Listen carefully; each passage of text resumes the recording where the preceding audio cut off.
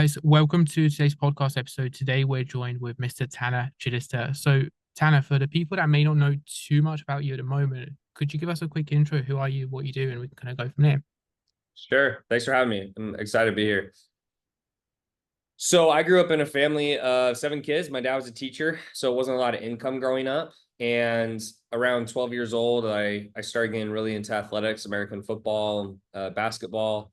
And that was pretty much my life from 12 to 22. And I just, learned a lot of discipline. I took it as far as I could go. I got to play a little Division I football.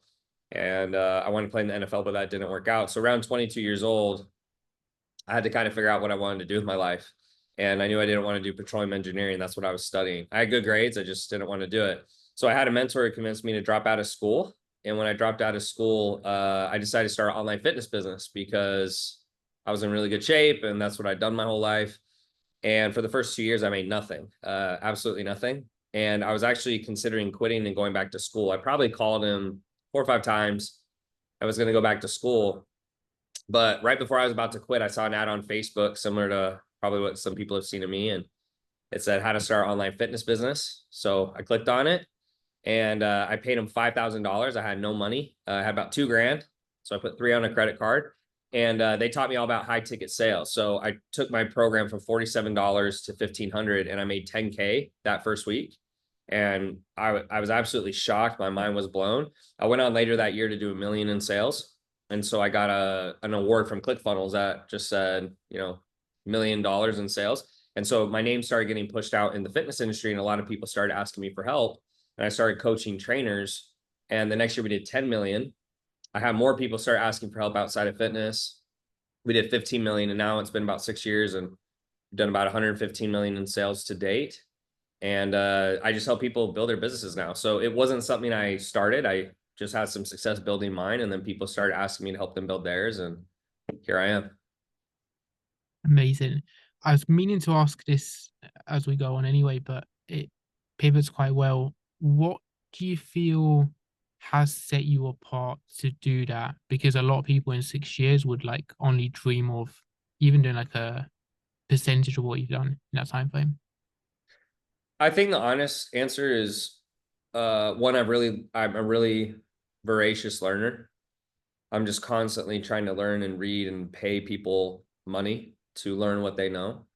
And then number two is I'm just extremely hardworking and disciplined. I know that sounds very basic, but if you work 16 hours a day, every day, and you're very efficient, which I am, I've gotten very good at efficiency. So I can get more work done in the same time than other people.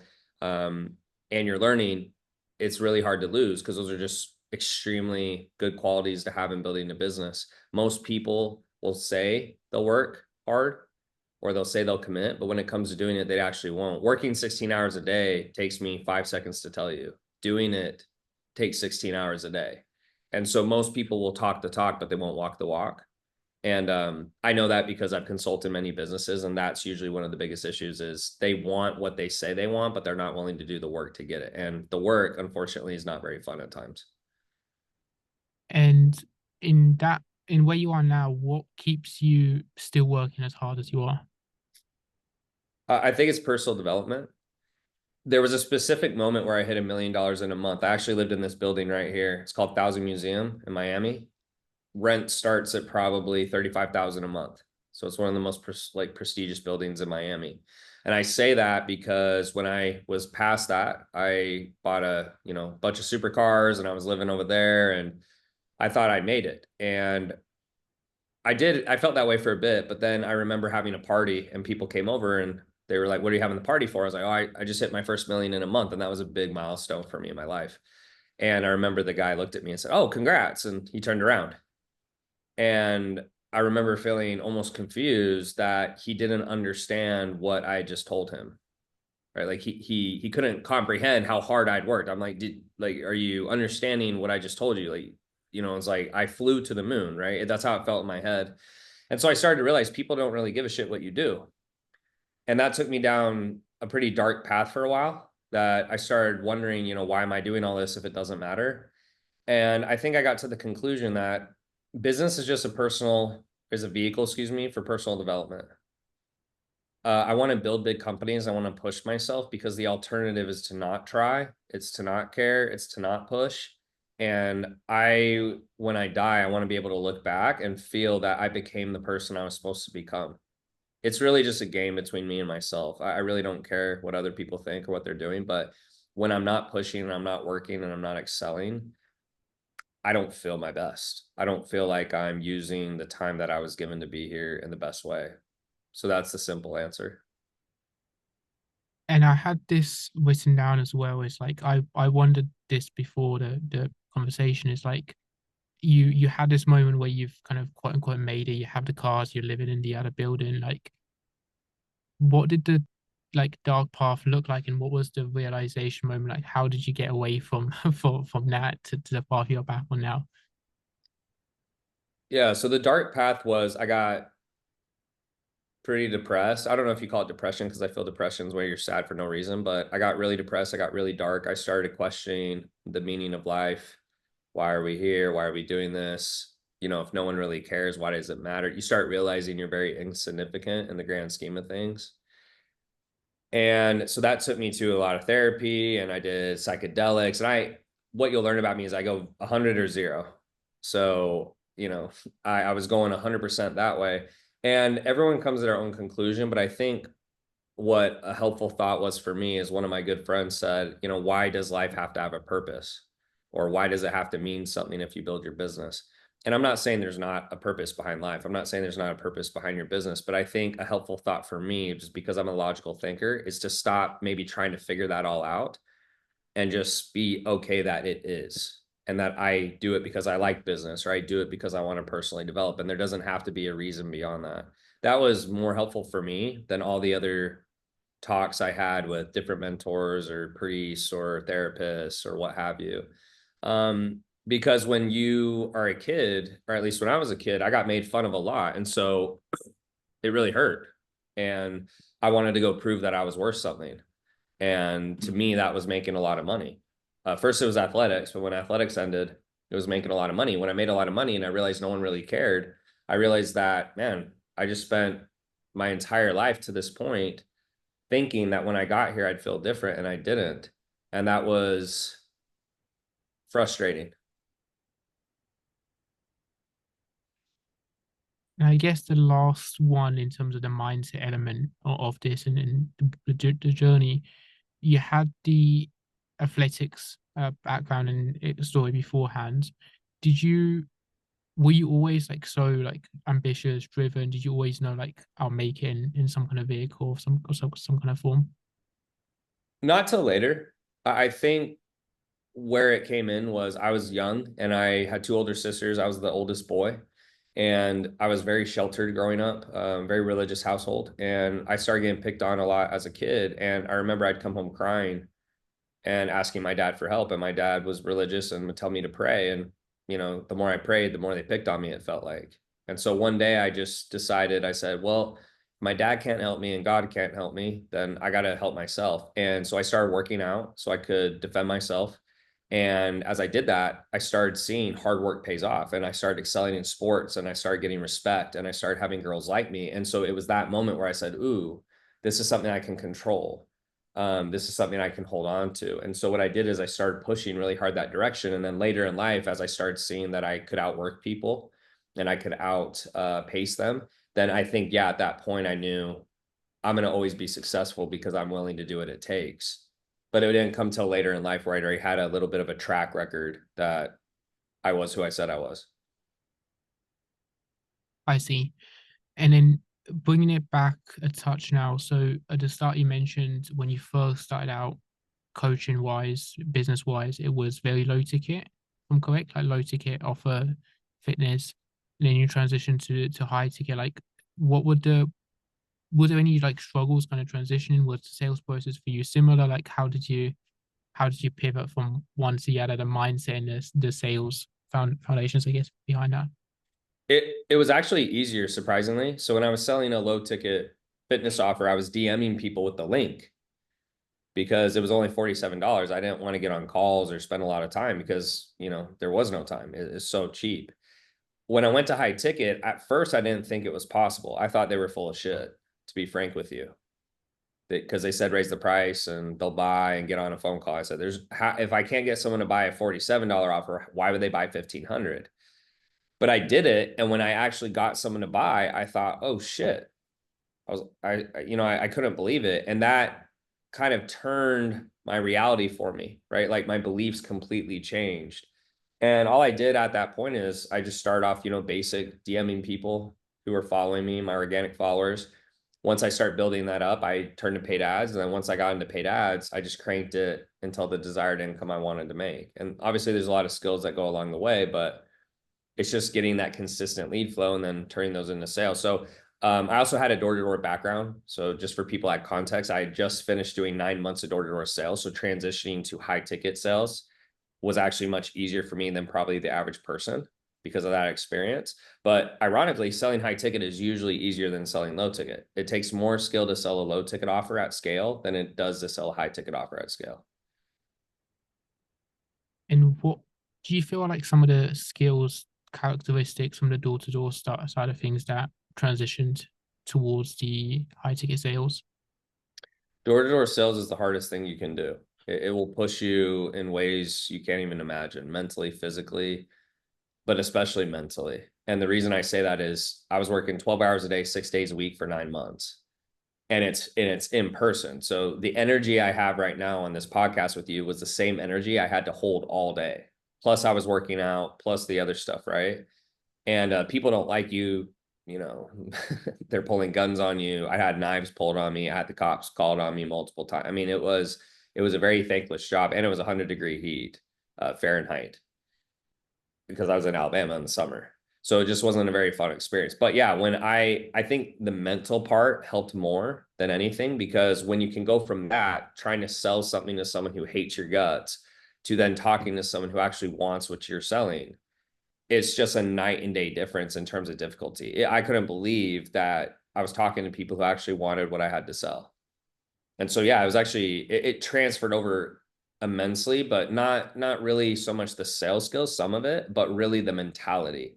Because to this day, I still think doing door-to-door sales was harder than, doing 115 million in online sales, to be frank with you. That's how hard it is.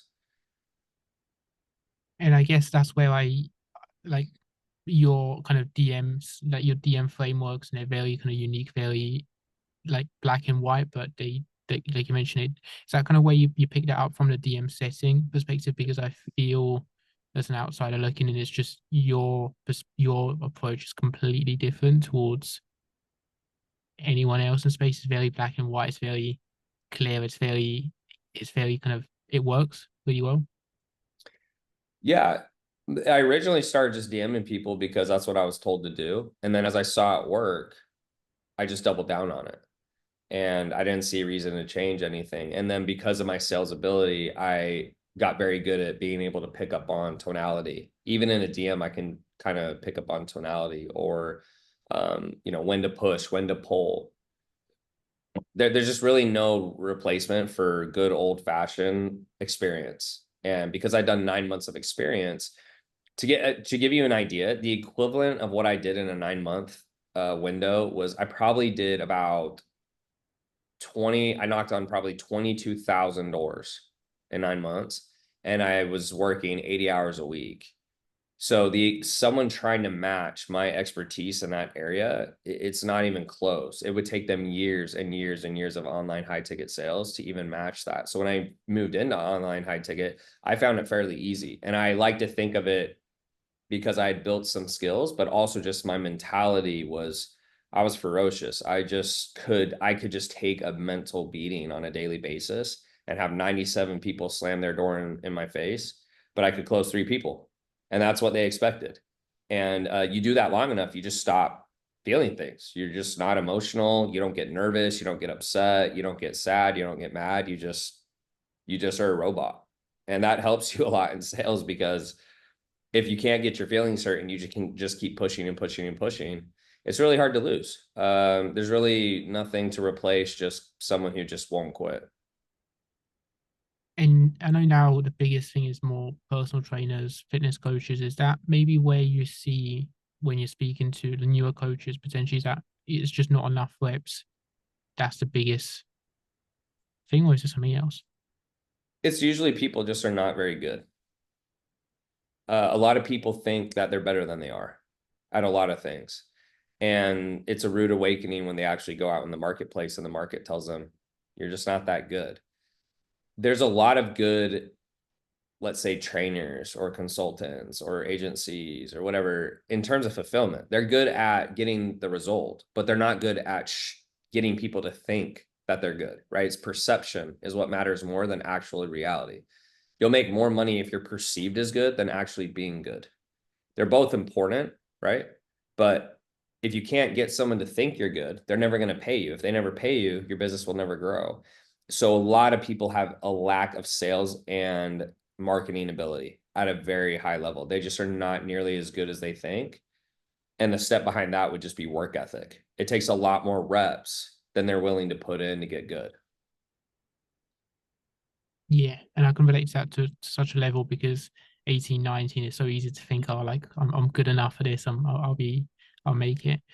And then an interesting one in this as well, I had as well was how have you seen the landscape of the online coaching space in general, I guess business and fitness coaching change? Like a lot of people say there's much more like skepticism in the space, it's much harder to sell than it was.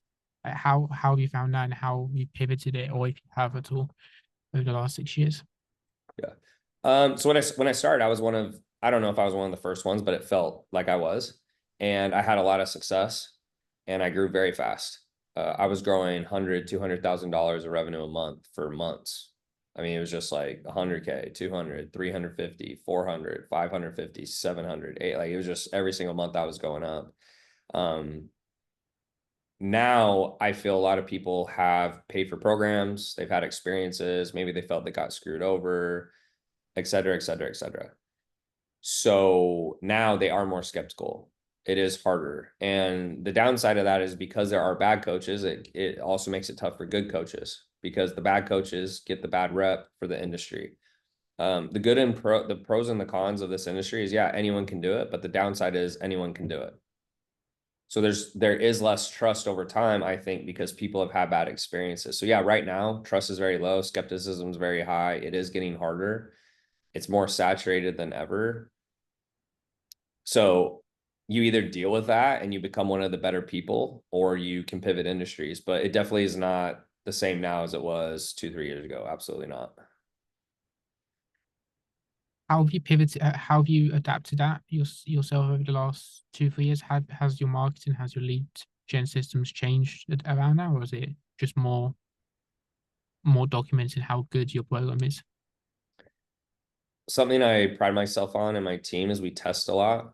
So we test much faster than most people. So if we're not getting the results we want, it's like, hey, we'll roll this low ticket thing out. We'll roll out this high ticket thing. Let's use this angle. Let's use that. It's just a lot of testing because if something's not working, you're just taking guesses until you get something that's consistent. That's really what you're looking for. You're looking for some consistency. So a lot of testing, I would say is the big thing. The second thing is then I've also pivoted into what I feel are bigger opportunities, right? So the coaching space is relatively small. You can become a millionaire in this space. You won't become a billionaire. I'd like to push. Like I would like to push for. I will be worth 9 figures before I die, 100%. Like no doubt, probably multiple. A billion is in question, right? Like I don't know if I can actually get there, but this vehicle is not built for that. And so part of the other things I've been doing is all the money I've made, I've invested it into other types of companies that have higher leverage. So think of software or private equity or hedge funds, those types of things where it's just higher leverage and it's a lot easier to become wealthy than this industry, right? This industry is very thankless because once people get information, they don't want you anymore, right? They get the info, they either blame you that it didn't work or it does work, and then they say they don't need you anymore because they already got the information that made it work. Does that make sense? So it's really those two things is just testing a lot to stay fresh and relevant, stay ahead of the curve. And then number two is really my longer term plays now are outside of this industry. Interesting. And for people listening to this, actually, like on like I guess the frameworks for yourself and how you've done this. When do you decide, okay, like this vehicle is like I should probably think bigger, I should probably change vehicle, I should pivot? when is it a when how do you what framework do you use to know when to pivot and when to stay and just push harder in the same vehicle? It's a great question. So most people should just push harder. For me, it was a few things that happened. So first, I got close to 2 million a month, which is going to be, a big number for 99% of people. Most people will never hit that number. So that was the first thing, is I had a lot of experience, a lot of context. Number two is then I saw friends of mine, Sam Ovens, Alex Hermosi, Alex Becker, start pivoting industries. And I started thinking, if they're pivoting, why are they pivoting? Right? Because they're all smart guys. They're super intelligent. They're all making a lot of money. Why would they pivot? And then I started doing interviews with billionaires, people who had sold anywhere between 40 million to 400 or 4 billion, right? Majority of those were billionaires. And I started noticing that none of them were coaching businesses, right? They're not doing internet marketing. Now they had internet marketing backgrounds, but they were doing other things. So after a while, you start seeing these patterns. And then you start thinking, okay, maybe I'm in the wrong vehicle, right? Because Warren Buffett talks about that. It's not about how hard to row, it's about what vehicle you're in. So all that combined, I started noticing, okay, it's not that I'm incompetent. It's not that, I'm not good enough to get to a higher revenue level. It's just, it's not built to do that. Like, this type of business is not built to do that. And the reason it's not built to do that is, unfortunately, in coaching, consulting, whatever you want to call it, not everyone can get the same result. So because not everyone can get the same result, it's hard to scale because you churn and burn so many clients versus other industries. They have such high recurring revenue that it's easy to grow, or easier. And that's just the nature of coaching. Like, no matter how good a job you do, no matter what you say, no matter what results you get people, if George is a 1 out of 10 and John's a 5 out of 10 and Jack is a 10 out of 10, Jack will get the best results because he has more skill. And you cannot run businesses for people because it's too much work. So when you look at Uber, Netflix, Facebook, Instagram, everyone gets the same result. So that means even the dumb people get the same result as the smart people. And when you get a business that gets the dumb people the results as the smart people, those scale bigger. And you can't do that in coaching because the dumb people will not get the results as the smart people. It's that simple. I hate that. Amazing. And then I guess for you as well, like, but taking it this I guess from one that kind of relates nicely to this as well, is like you went from the 10K per month mark, scaling that up. What did that blueprint look like for you, like lead gen system sales going from 10K to, I guess, the 100K per month and then a million per month from there? Yeah. It's not going to sound that sexy. Making more money and scaling is just doing the same things faster. So from 10K to, a million a month, the only difference was more ads, because I needed more people to see my stuff quicker, more setters, so more people to message those individuals, and more sales reps, right? The skills to do that along the way is good management, good hiring, good training, good SOPs. But the difference between 10K a month and a million a month is you're just doing everything 10 times more or 100 times more. That's really the only difference. So complexity and scaling doesn't come from doing different things. It comes from doing the same thing faster, right? Because someone to make $1 million, if they're doing 10K a month, it's going to take 10 years. But if you're doing a million a month, you're crushing them. And so for me, it was really just doing that process and rinse and repeating over and over as fast as I could. And that was really a big reason I was successful with that. And what would the hiring kind of roles look like? What would you prioritize? Like, what would be the first hires? When would you bring in different roles? At what point for strictly like an online coaching, like fitness offer? So I think the first thing is you need to understand what's the most important thing in the business. A lot of people will say the product. That's actually wrong. It's sales, because you can have a shitty product, but if you make sales, you'll survive. If you don't make sales and you have a great product, you won't survive, right? So they're both important. But if I had to choose for a beginner, they need to make sales. So as a CEO, you should be doing the most important tasks, which means you should be focused on sales. So the first thing you want to get off your plate is fulfillment. You should have some type of account manager, coach come in, they take all the clients. So that's 100% off your plate. It also takes the most time. It's easier to hire for that, and it's easier to do than to replace yourself in sales. Usually good salespeople require a lot of capital. They want a lot of money. So first thing was account manager. Second thing then was the lead generation, getting someone to set the calls via DM or calling. So a setter. And then from there, it was a sales rep. So doing 100,000 a month, though, I had, two account managers. I had, I think, 2 or 3 setters, and I had 1 sales rep, right? You don't need that big of a team. You can do 7 figures a year with 8 people or less max. Some people can do it with even less. It's just when you're getting to the higher levels where you're doing multiple hundreds of thousands of dollars a month where you have a much bigger staff. But, it's funny too. I look back and people say, what's the best type of business to have? Probably for the average person, you're doing $200,000 a month and you've got, 8 to 10 staff and that's it. Because, I was a solopreneur and I also had a team as big as 100. And that's the easiest, lowest stress level. When I was doing 100, I had 100 staff, it was insane, right? Like I'm just talking to leadership all day. They're, managing the whole teams. I didn't talk to very many people. There was just a lot of shit going on. Yeah. And I know you at one point I think you stepped away completely, you went away for a while.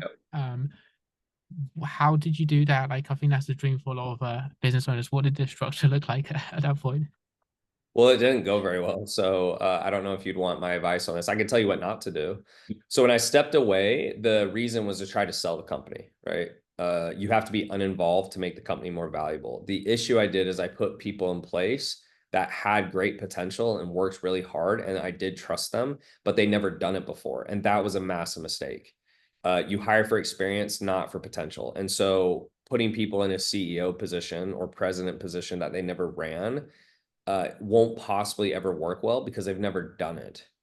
And you want to put people in positions that they've done before. So if I could go back in time, what I would have done is been more patient to find the right person. And I would have found someone more similar to me with my personality, my brevity, my aggressiveness, because, if that's how the brand was built, it makes sense to find someone similar. So there were a lot of mistakes I made. I stepped away, and when I came back, it was a little bit of a shit show. And, the game telephone where like, hey, banana, and the next person's like, bath soap. And then by the time it gets to the end, it's like, that's not even close to the word. That was almost what happened in a sense. But again, it was 100% my fault. And that's the only way you can look at it. So if I could go back in time, I would have just done a better job with the transition. And it is what it is now. I learned from it, but it didn't go very well. I'll just put it that way. It didn't go as well as I had hoped. I was really hopeful, but that was a pretty tough time for me because it really hit my ego. And I've been so successful that, when you're not successful, it's kind of a little bit of a reality check. But in the long run, I learned a lot from it. I was grateful for the experience. And I guess a similar one here, but a much smaller scale. You mentioned like bringing in setters and account managers. The biggest one people like I'd hear from coaches and business owners would be like bringing in the first setter or bringing in a VA to book calls, and it's like it's not working. They're not booking calls. Like, what's the problem you'd see there most often? Is it they step way too early in that process, or do you just need better systems for that? Yeah. Yeah, so they're hiring too early. So they're trying to hire people to do a job for less money that they can't even do themselves, right? Like they're trying to teach someone to do something they can't even do themselves. And then the second part is they just say weird shit. As simple as that. Guys will say, "Oh, girls won't say yes if you." It's like, no, you say weird stuff. That's why you don't get dates. It's the same thing in business. But most people they don't want to accept that reality. So what they'll say is the process doesn't work, but they just suck at the process. But I mean, that's just reality. Most people are not nearly as good as they think. Every once in a while, you'll meet someone who does a process 100% and they have the skill and it just didn't work for whatever reason. But that is a minority amount of the time. It's very small, it's minimal. Most people are doing a process and they're horrible at it. And then they blame the process versus getting better. So you would almost to summarize here, you'd almost ensure there's like X amount of calls being booked consistently for 3 months, 6 months before you even consider, and even then you'd hire that. I know a big thing for you is like first world like setters, or how would you? Yeah, so most people when they're building a company from scratch and they're starting themselves, you have to be good enough to learn the skill. If you're not good enough to learn the skill, you can't possibly teach it. That's where most people fall into the trap. They'll say, "Oh, well, Jeff Bezos or this person, they don't know everything." It's like that is a terrible comparison. Like you're starting a business from scratch, you have to do it. So I think that's number one. In terms of hiring, yeah, you want to hire good talent. The issue though is usually in the beginning of the business, the talent is not better than you because you can't afford it, right? To really hire high quality people want to get paid a lot of money. So it makes sense that in the beginning of the business, if you're not making a lot of money, you can't afford it. And that goes back again. That's why you have to be really good at the skill, because when you hire those initial setters, you're probably not paying them very much. So you have to really manage them and make sure that they're hitting KPIs and they're really doing what they need to do. Usually our standard was 0.5 apps per hour. So if they work 10 hours, they need 5 apps. If they work 20 hours, they need 10 apps. That was for paid traffic. If it's organic, it's like 0.2. It's a lot less because you're going to get a lot less response rate and it's harder. But again, yeah, the biggest thing is most people, they can't do that. So they don't know how to hire, they don't know how to train, they don't have good SOPs, and then they're paying someone $10 an hour and they get pissed that they can't book a call, but they can't even book a call. And they don't even know if they're messing up. It's just it's a Yeah. lose-lose scenario for most people. They're just not good at sales, and that's where most people really struggle. So it's almost putting in more reps, like you mentioned at the beginning, putting in more reps and then going from there. And then you also touched on at the start organic versus paid, and then bringing in paid ads. At what point would you do that again for a fitness coaching offer? Like, at what point do you see your paid ads being like bringing that in? I usually think as soon as possible. So you have two types of people. You have the person who might have a big following. So maybe they have 100,000 subscribers or followers, whatever you want to call it. And then you got the person who doesn't have a lot. So if you have 100,000 subscribers, you don't have to do it as soon because you get free traffic. Like you get more traffic for free, right? You get a lot of views and eyeballs. The average person I work with does not have a following. So once you've done organic and you've gotten a little bit of money, that's not a scalable process. You can't just keep messaging people endlessly. Like you can message, even if you max it out, you message 20 people an hour, 30 people an hour, whatever Facebook or Instagram allows you, eventually you'll get a spam block. So it's not scalable, which means you now have to get traffic another way. So you have two ways. You can either try to be an influencer like Mr. Beast, which is super hard, right? I think I looked up a stat the other day. It said 0.6% of YouTube channels have over 100,000 subscribers. 0.6. That's one out of every 200. There's no channels that have a lot of subs. It's just not a lot. Or two, you can pay for it, right? So once you have a process that works, all paid ads do is it puts fire on what's working. That's it. Or what's not working. So once it's working, I'm a huge proponent of moving into paid ads because it's scalable, right? If I spend $1 and I can make 2, I'll become wealthy. Organic is not something you can scale past a certain point unless you have a massive following and you're Mr. Beast or Kim Kardashian and at this point Alex Ramosi, right? And you're just like, hey, like I have this thing, buy it, and people buy it. But that's not the average individual. So that would be my advice. And that's why I'm a huge fan of going into paid ads right away, because the average person does not have a following and they don't have time to build one.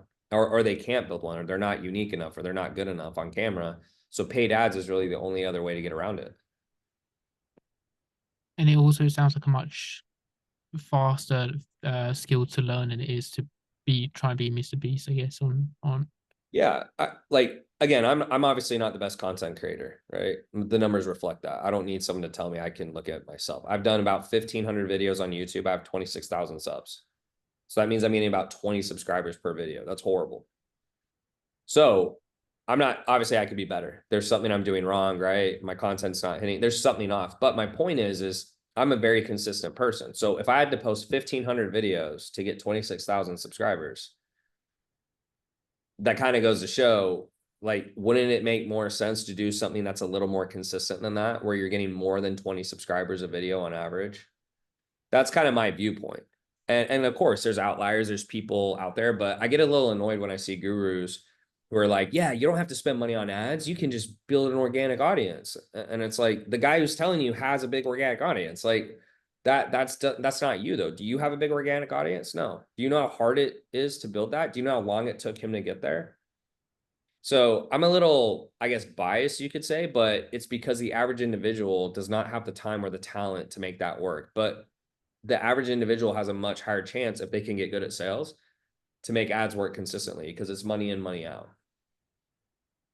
And I think I'm going to know the answer to this anyway, but the people listening, like, what would be just like, what would be the kind of things you'd look for in terms of making sure ads work? Like, I know you mentioned putting a dollar in, getting a dollar out, but is anything else like in terms of frameworks, setting this up and Sure. actually, yeah.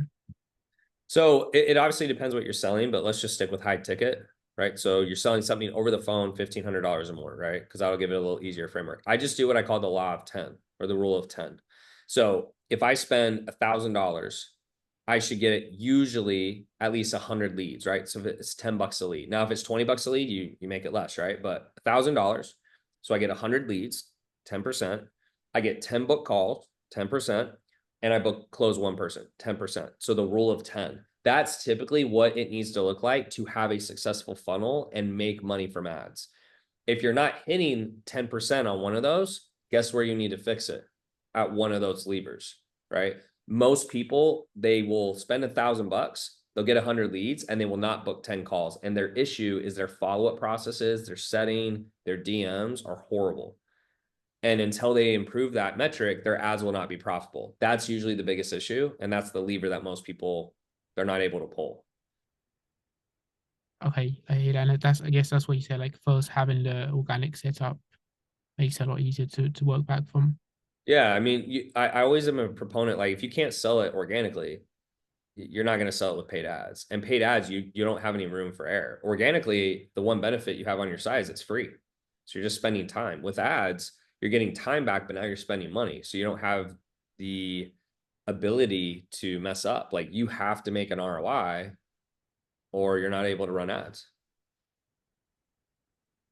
And I guess that's where like even just sitting down and just knowing first kind of almost like a high ticket offer, you can, and then you can almost just test those different things towards like a book a call page or like a workshop or webinar, stuff like that. And then you can work back from there, I guess, is how you do it. Like the type of funnel. Yeah.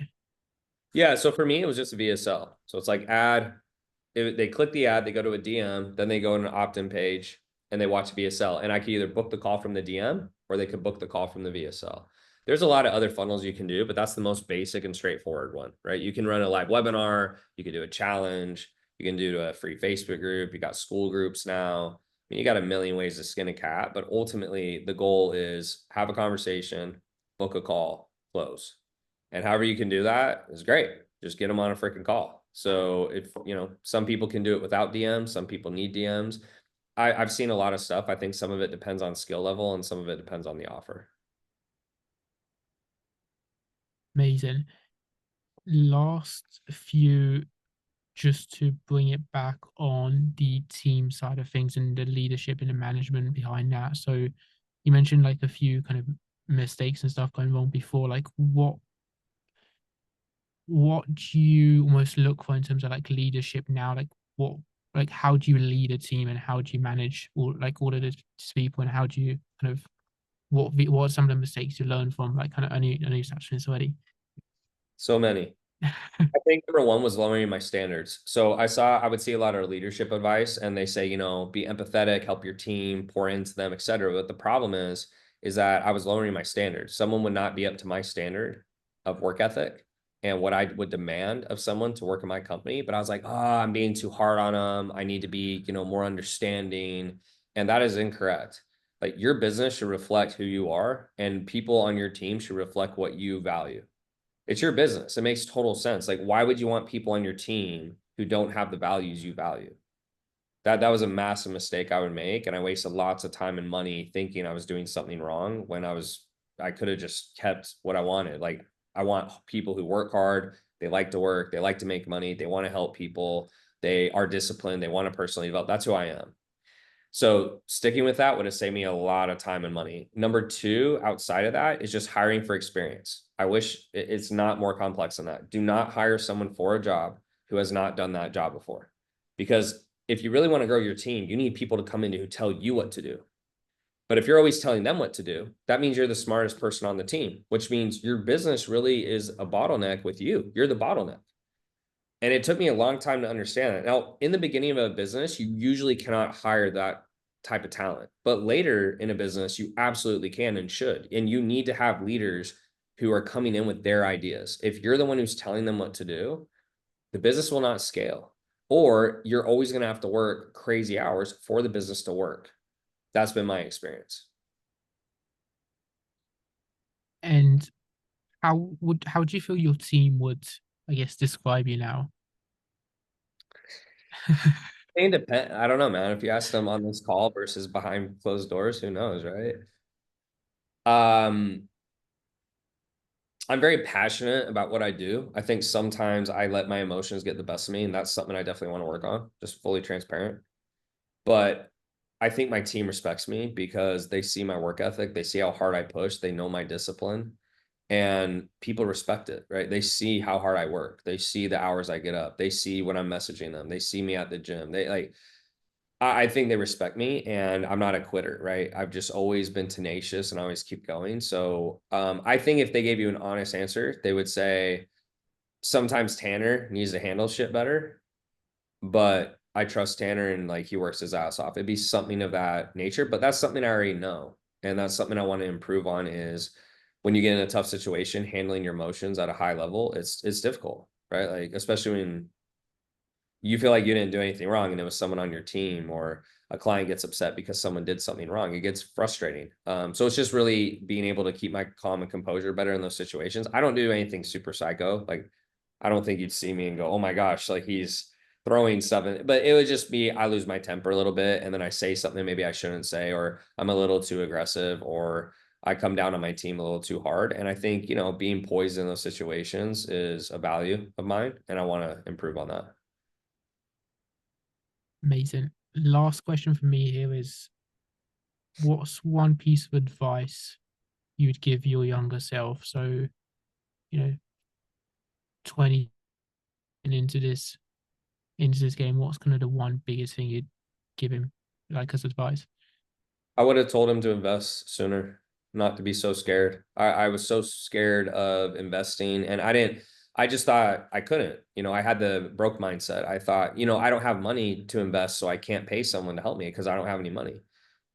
And as I got older and I started investing, I realized, man, I should have just been an adult and figured it the fuck out and invested. And there was that year or 2 years where I made $2,000. After I invested in a coach, I did $115 million. Now, I'm not saying you're going to invest in a coach and you're going to do $115 million. Most people won't. But my point is the entire difference was I didn't know what I was doing. I was just going in circles. I was digging holes with toothpicks.